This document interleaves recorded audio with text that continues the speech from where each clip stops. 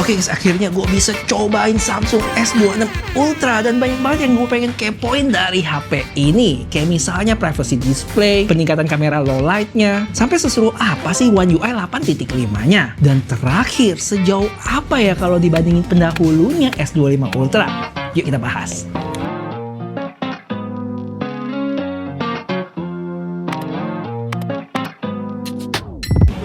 Oke, kita mulai dari fitur yang paling bikin penasaran dulu, yaitu privacy display-nya. Cara kerjanya sih simple ya, kita tinggal aktifin aja di menu sini.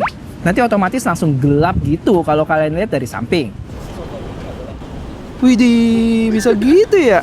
Tuh, kelihatan ya kalau gua on off bisa terang gelap layarnya. Padahal kalau dia lurus gini, terang loh. Keren juga teknologi zaman now. Dan gue jadi penasaran deh, kalau misalnya posisi 45 derajat dari belakang, kira-kira bisa kelihatan gak ya? Soalnya gue kepikiran tadi pas di pesawat, gue nggak sengaja jadi orang yang kepo ngeliat layar penumpang depan. Dan ternyata ada efeknya ya, layarnya jadi lebih gelap gitu, walaupun samar-samar masih kelihatan. Dan pas gue matiin langsung jadi clear lagi layarnya. Dan kalau dirasa masih tipis-tipis kelihatan, kita masih bisa aktifin lagi satu menu yang namanya extra dim. Gambarnya jadi rada ngeblur gitu, jadi makin susah kebaca.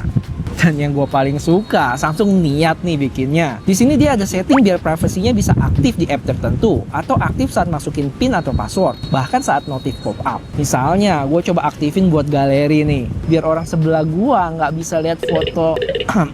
Tuh, pas gue buka galeri langsung gelap ya layarnya. Tapi kalau pindah app lain jadi terang lagi. Dan yang paling magic itu di bagian notif. Aneh banget dah, cuman di area notif bisa jadi gelap sendiri. Cuma emang sejauh ini kita belum bisa milih notif dari app tertentu ya. Jadi semua notif ke bagian privacy mode. Cuma gue masih penasaran sih, emang ada ya orang yang mau kepo liatin screen HP kita? Ada lah. Kita lihat. Coba dijelaskan maksudnya apa? Mungkin Pipi yang lebih relate kali daripada Koko.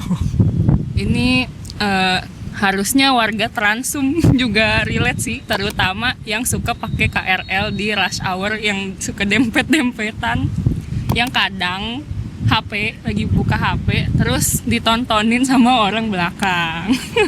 Tapi pertanyaan Koko, emangnya Pipi buka apaan? Ayo sampai nggak mau dikopein, kepoin. Kan bisa banget tuh buka aplikasi kayak mobile banking. Bener juga sih. Dan walaupun saldo Koko tipis, tapi paling nggak privasinya juga kayaknya bakal bisa ngebantu untuk menjaga harga diri Koko.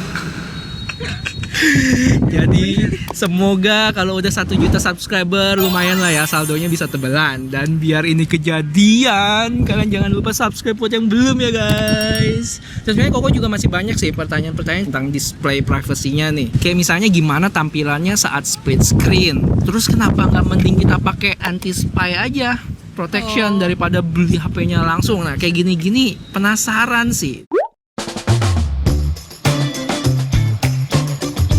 Oke guys, jadi impresi gua sama S26 Ultra ini setelah pegang beberapa jam, bukan perubahan yang brutal, tapi ya lebih ke penyempurnaan tipis-tipis aja. Pertama, kamera modulnya sekarang dikasih semacam frame gitu di antara lensa-lensa.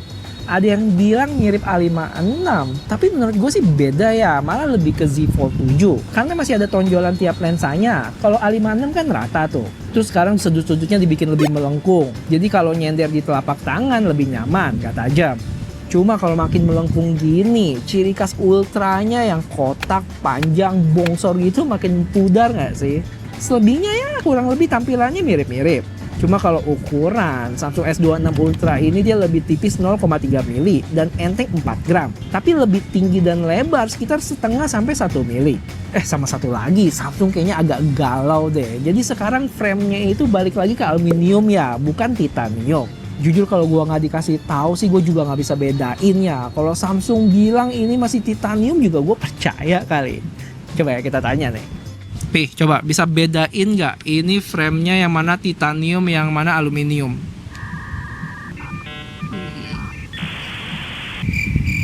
Jawab. Nggak tahu. Cuma emang katanya ada penjelasannya ya, aluminium itu dia lebih ringan dan lebih baik dalam menghantarkan panas tuh. Sedangkan buat versi regulernya sama ya, dia ketambahan frame di kamera modulnya dan feel genggamnya tapi gue berasa lebih gedean deh. Dan setelah gue cek ternyata bener, doi lebih tinggi hampir 3 mili, lebih lebar 1 milian dengan tebal yang sama. Kalau berat ya nambah 5 gram. Perubahan ini berhubungan sama layar dan baterainya yang upgrade ya di S26 regular. Nanti kita bahas ini di spesifikasi lebih lengkap. Sedangkan buat seri plusnya, BTW gue baru ngeh kalau seri plusnya hadir lagi ya. Padahal rumornya kemarin udah mau ditiadakan tuh. Dan secara tampilan mirip-mirip aja sih kayak S26 regular, cuman versi yang lebih gede aja.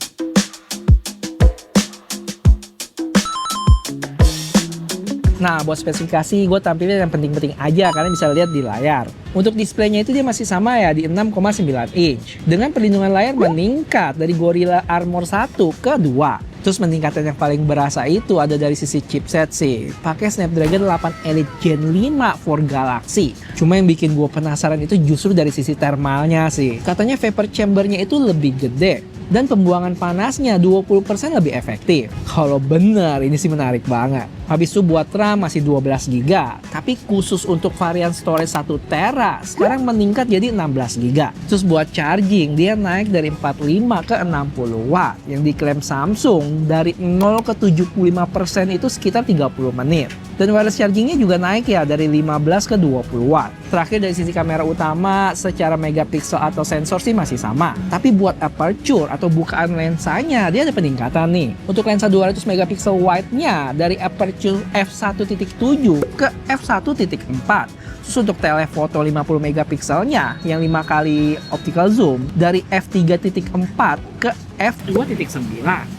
Peningkatan ini memungkinkan lensa-lensa tadi itu bisa menyerap cahaya lebih banyak ya. Di lensa wide itu bisa sampai 47%, sedangkan telefotonya 37%. Wah, angka yang lumayan gede sih. Yang artinya bisa hasilin gambar lebih baik. Cuman gue nggak tahu ya kalau daylight kayak gini beneran bisa kelihatan atau enggak. Tapi pastinya untuk low light itu bakal berasa. Dan ini buat selfie-nya guys. Dan entah kenapa gue berasa di S26 Ultra sedikit lebih luas gak sih? Atau perasaan gue doang? Gila anginnya kenceng banget.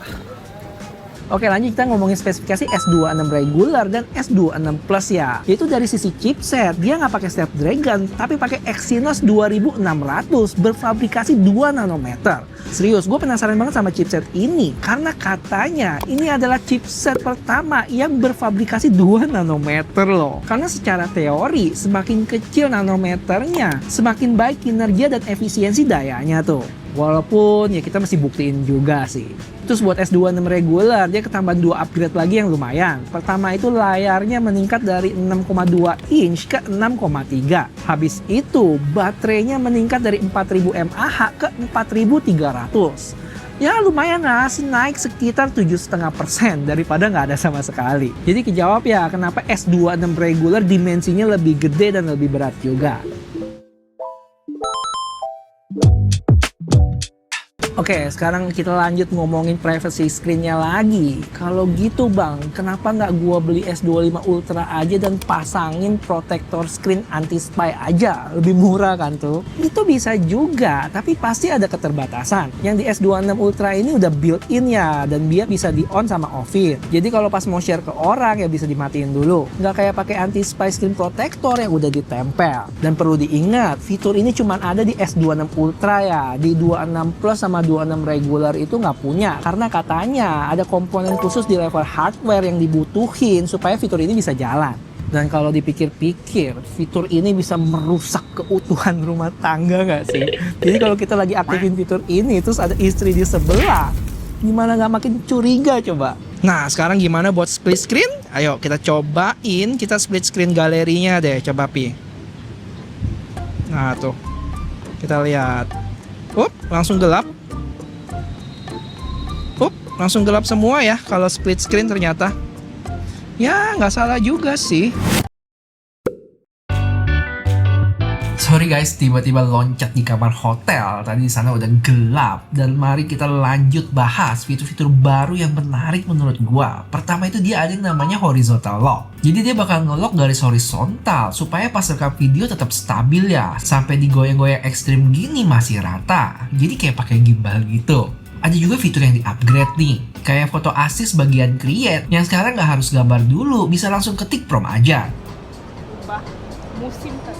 Wow, jadi warna-warna. Dan yang bikin paling tercengang sih audio erasernya. Sekarang bisa lintas aplikasi, wih. Dan gue coba merekam bisingnya video YouTube ini. To hear anything on the roads. So how does an Indian driver get the attention of other drivers?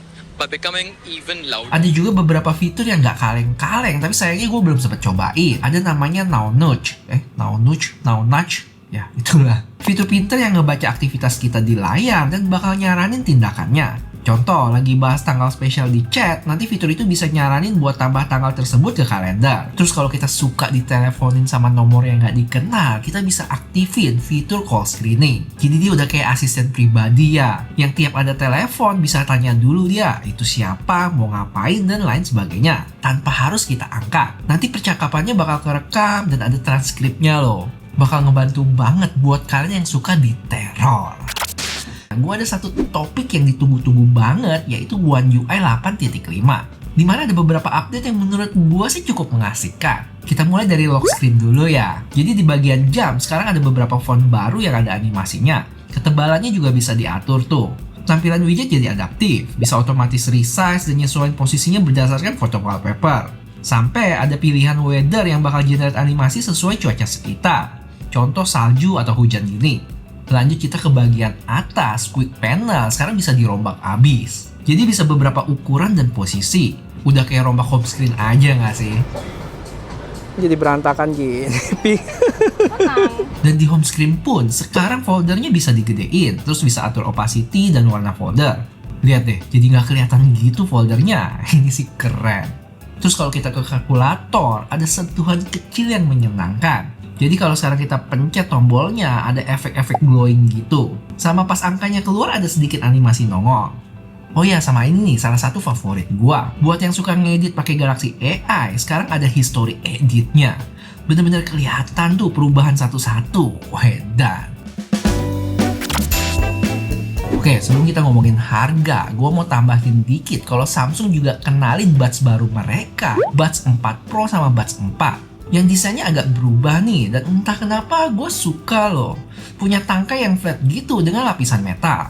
Peningkatannya ada di ANC, suara lebih jelas pas telepon, dan sisanya kalian bisa langsung lihat aja di website deh. Dan mari kita balik lagi ke HP, yang mana S26 series ini dia punya beberapa warna dengan harga, tada, yang tentunya ada kenaikan. Jangan kaget, karena hampir semua brand ngelakuin ini. Buat kenaikannya sendiri mulai dari 1,5 juta untuk semua storage 256, 2,5 juta buat storage 512, dan terakhir 1 tera, kenaikannya 3 juta. Yang 1 tera ini bisa naik paling tinggi kemungkinannya karena RAM-nya juga naik dari 12 ke 16 giga tuh. Cuma ada sedikit penggembira buat teman-teman yang minat. Kalau angka-angka ini masih bisa ditekan kalau kalian manfaatin promonya ya. Yang detailnya teman-teman bisa cek di sini atau gue cantumin link di deskripsi. Dan sekarang udah jam 5:30 guys. Bakal jadi hari yang panjang nih. Jadi supaya lembur gue nggak sia-sia, boleh kalian pertimbangin buat bantuin gue like video ini ya. Bakal berarti banget. Thank you.